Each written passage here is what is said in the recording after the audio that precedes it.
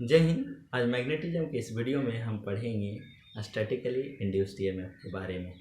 तो आइए हम स्टार्ट करते हैं कि स्टैटिकली इंड्यूस्ड ईएमएफ क्या होता है। सर, हमने पिछले लेक्चर में बताया था कि स्टैटिकली इंड्यूस्ड ईएमएफ किसे कहते हैं। स्टैटिकली इंड्यूस्ड ईएमएफ में आपका क्या होता है, मैग्नेटिक फील्ड आपका क्या होता है सर, आपका वायरिंग होता है, मूवेबल होता है, लेकिन कंडक्टर और कॉइल आपका क्या होता है, स्टेशनरी होता है। उसी को हम क्या बोलते हैं सर, तो उस तरह के जो इंड्यूस्ड ईएमएफ होता है उसको स्टैटिकली इंड्यूस्ड ईएमएफ होता है। और ये जो इंड्यूस्ड ईएमएफ होता है वो कहाँ होता है, ट्रांसफार्मर में होता है। हाँ, तो आपका क्या है सर, स्टैटिकली इंड्यूस्ड ईएमएफ दो तरह के होते हैं। एक को बोला जाता है सेल्फ इंड्यूस्ड ईएमएफ, दूसरे को बोला जाता है म्यूचुअली इंड्यूस्ड ईएमएफ। एक को सेल्फ का मतलब खुद, म्यूचुअली का मतलब होता है परस्पर, माने हम में हुआ तो उसमें भी हो जाएगा। जैसे आप देख रहे हैं कोरोना हमरा में होले तो हम ओकर संपर्क में लिए तो ओकरो में हो गए, तो मैंने म्यूचुअल ट्रांसफर हुआ। क्या हो गया, म्यूचुअल, माने हमरा के कारण ओकरा में हुआ, माने इंडक्शन हो गया, हमरा से ओकरा में हो गया। तो लेकिन यहाँ खैर कोरोना से कोई रिलेशन नहीं है। आइए हम स्टार्ट करते हैं आपको सेल्फ इंड्यूस्ड ईएमएफ क्या होता है। जैसे मान लो एक कोई कॉइल है, इसमें एक वेरिएबल रेजिस्टेंस लगा दिए हैं। अब वेरिएबल रेजिस्टेंस लगा दिए हैं, इसको किसी सप्लाई से आप जोड़ दिए हैं, किसी सप्लाई से आप मान लो जोड़ दिए हो, तो आप क्या करोगे, जब आर को वैरी करोगे तो करंट भी वैरी होगा। और चूँकि जानते हो कि sir phi directly proportional to I होता है, तो जो ही आपका चूँकि जो ही करंट फ्लो होगा तो कॉइल में फ्लक्स प्रोड्यूस होना शुरू हो जाएगा।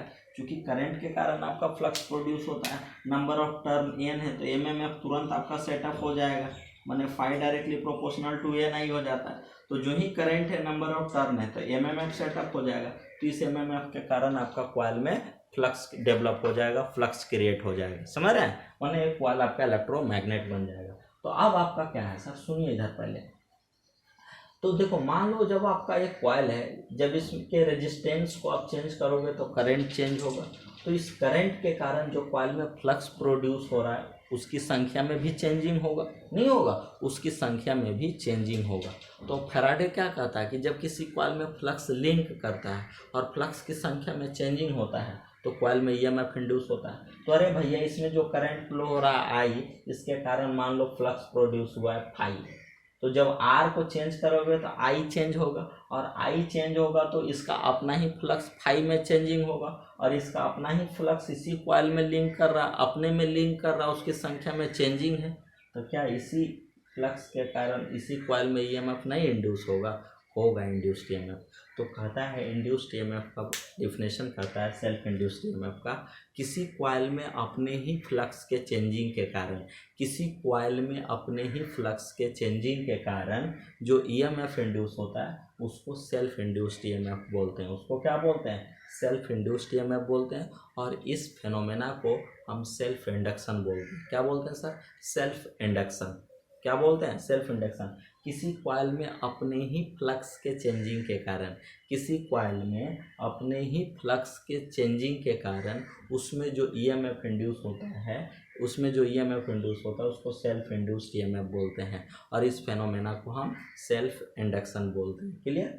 The induced EMF in a coil due to change in its own flux, the induced EMF in a coil due to change in its own flux is called self-induced EMF and the phenomena is known as self-induction। तो देखो ना, देखो यहाँ हमारा क्या sir, time जैसे are change करोगे तो आपका आई चेंज होगा, मतलब समय के साथ करंट आपका चेंज होगा। इसी कॉइल को हम ऐसा दिखा दिए हैं, और इसमें दिखाया गया कि टाइम वेरिंग करंट दिए। टाइम वेरिंग करंट कहने का मतलब है सर, इस तरह का करंट आपने दिया है, इस तरह का करंट आपने दिया, इसको टाइम वेरिंग करंट बोला जाता है। या आपने इस तरह का करंट दे रखा है, इस तरह का करंट दे रखा आई, और ये आपका टी हो गया, ये भी टाइम वेरिंग करंट है। तो जब टाइम वेरिंग करंट दोगे तो इसमें जो कॉइल में फ्लक्स प्रोड्यूस होगा सर, ये भी आपका टाइम वेरिंग फ्लक्स होगा, माने फाई भी आपका क्या होगा, टाइम वेरिंग आपका होगा, माने इसी तरह का फ्लक्स होगा।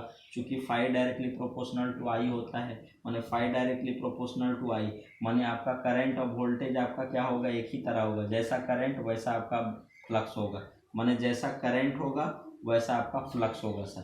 तो जो ही टाइम वेरिंग करंट दोगे तो आपका फ्लक्स जो प्रोड्यूस होगा वो वेरिंग फ्लक्स होगा। वो वेरिंग फ्लक्स अपने ही कॉइल में लिंक कर रहा है, अपने ही कॉइल में चेंज कर रहा है। तो क्या फैराडे लॉ कहता है जब किसी कॉइल में फ्लक्स लिंक करता है और उसकी संख्या में चेंजिंग होता है तो ईएमएफ इंड्यूस होता है। तो क्या इसमें ईएमएफ इंड्यूस नहीं होगा? होगा इसमें ईएमएफ इंड्यूस। इसी को हम क्या बोलते हैं? Self induced EMF. माने किसी कॉइल में अपने ही फ्लक्स के चेंजिंग के कारण उसमें जो ईएमएफ प्रोड्यूस होता है, ईएमएफ इंड्यूस होता है, उसको हम सर सेल्फ इंड्यूस्ड ईएमएफ बोलते हैं और इस फिनोमेना को हम सेल्फ इंडक्शन बोलते हैं। मतलब इसमें जब टाइम वेरिंग फ्लक्स दीजिएगा, टाइम वेरिंग फ्लक्स माने जिसका मैग्नीट्यूड समय के साथ चेंज करता है, तब इसी कॉइल में अपने ही फ्लक्स के लिंक के कारण, अपने ही फ्लक्स के चेंजिंग के कारण ईएमएफ इंड्यूस होगा। उसी को हम क्या बोलते हैं? Self induced EMF. क्लियर? हाँ। और सेल्फ इंड्यूस्ड ईएमएफ जो होता है सर, देखो आपका क्या है सर, इसमें जो करंट चेंज कर रहा होगा, उसमें जो करंट चेंज कर रहा होगा, मान लो आपका सर करंट आपका t1 सेकेंड में I1 था, t2 सेकेंड में आपका क्या हो गया? I2 हो गया। तो चेंज इन करंट आपका कितना हो जाएगा? चेंज इन करंट आपका हो जाएगा सर, चेंज इन करंट आपका कितना हो जाएगा सर? वो आपका I2 माइनस I1 हो गया। माने आपका T2 माइनस T1 सेकेंड में चेंज इन करंट आपका I2 माइनस I1 है। माने इसलिए 1 सेकेंड में कितना? I2 माइनस I1 बटा T2 माइनस T1। तो 1 सेकेंड में जो करंट का चेंजिंग होगा, पर सेकेंड में जो करंट का चेंजिंग होगा, उसको बोला जाता है rate of change of current. उसको क्या बोलते हैं? Rate of change of current. माने मान लो इस कॉइल में आपका सर, इस कॉइल में T1 सेकेंड में I1 करंट फ्लो हो रहा है, तो T2 सेकेंड में कितना हो जाएगा? I2, क्योंकि करंट वेरी कर रहा है, चेंज कर रहा है। इसका मतलब चेंजिंग करंट आपका I2 माइनस I1। इसका मतलब T2 माइनस T1 सेकेंड में जो चेंजिंग करंट है वो I2 माइनस I1 है। इसलिए 1 सेकेंड में कितना हो जाएगा? I2 माइनस I1 बटा T2 माइनस T1। इसी को बोला जाता है rate of change of current. माने पर सेकेंड में माने 1 सेकेंड में जितना करंट में चेंजिंग होता है उसको rate of change of current बोलते हैं। माने rate of change of current कितना हो जाएगा? बताओ तो सर तनी। यानी rate of change of current, rate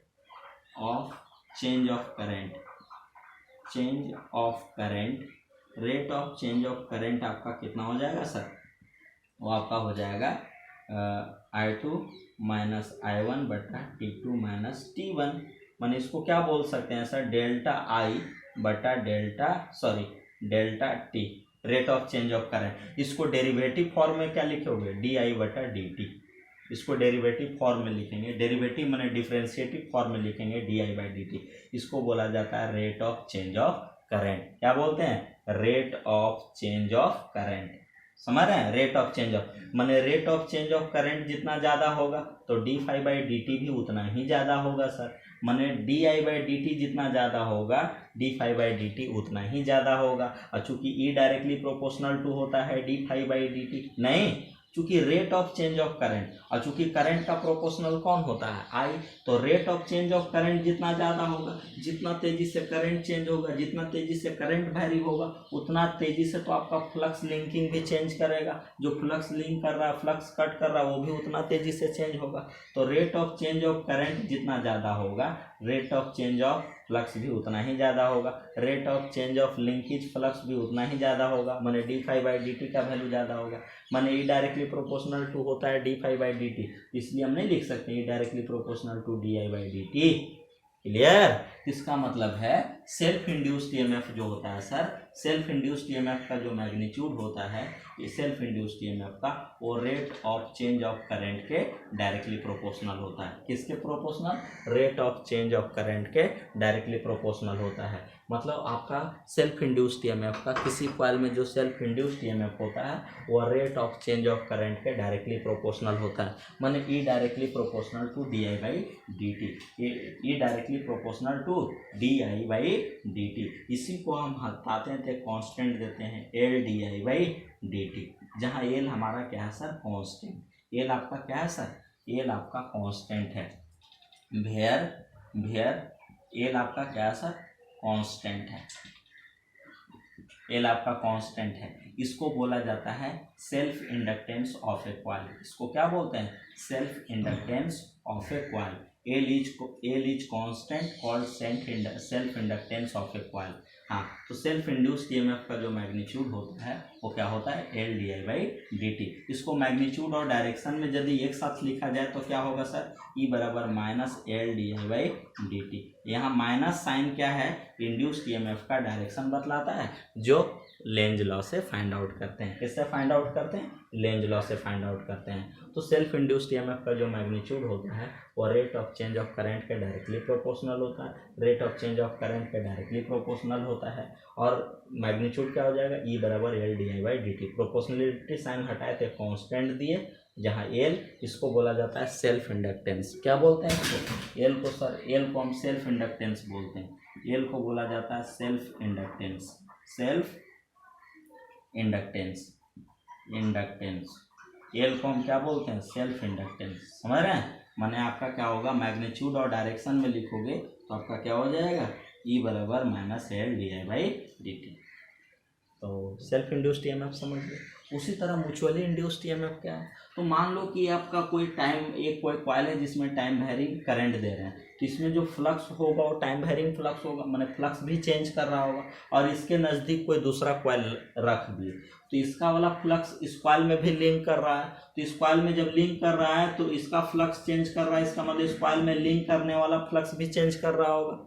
इसका मतलब है इस कॉइल में लिंक करने वाला फ्लक्स चेंज कर रहा है तो इसमें भी ईएमएफ इंड्यूस होगा। माने इस कॉइल में फ्लक्स चेंज कर रहा है और इसमें लिंक कर रहा है तो सेल्फ इंड्यूस्ड ईएमएफ होगा। लेकिन इसके फ्लक्स के चेंजिंग के कारण इसका ही फ्लक्स इस कॉइल में लिंक कर रहा है और यहाँ भी चेंज कर रहा है तो इस कॉइल में भी ईएमएफ इंड्यूस होगा।